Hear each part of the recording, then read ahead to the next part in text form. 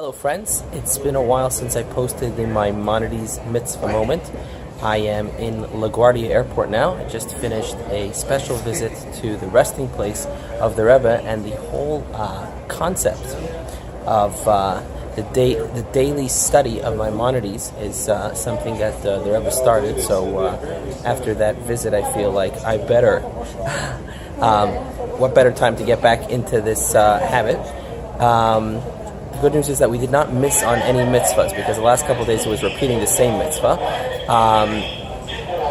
Today's mitzvah is it's the kind of the counterpart of the mitzvah that we've been studying, that we last studied, which is there was the positive mitzvah to marry through the halachic process, through kiddushin.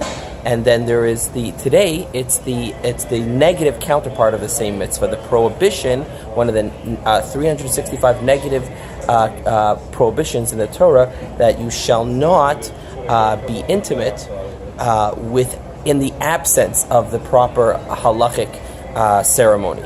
Now, in the last lesson we talked about how there are actually two parts of this halachic wedding ceremony, if you will. Back in the day, they would sometimes these two parts of the process could be separated by days, weeks, months, or years. The first part is erusin, also known as kiddushin, and that's where the groom gives the bride something of value.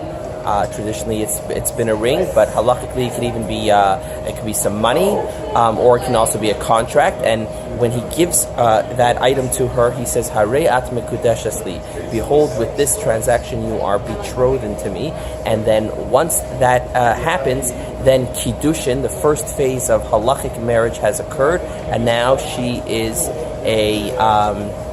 she's married pretty much for all intents and purposes. However, they're not yet ready to move in and live together. For that, the next step is chuppah, which means that they go under the chuppah together, and then they spend some time in private, as we do traditionally at weddings today.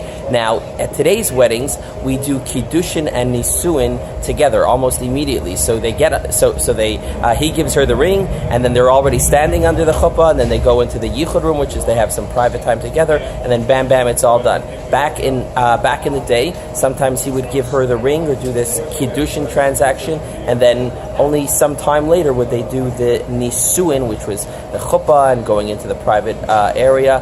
And that's pretty much all I have to say about this mitzvah for today, and hope I have a safe trip.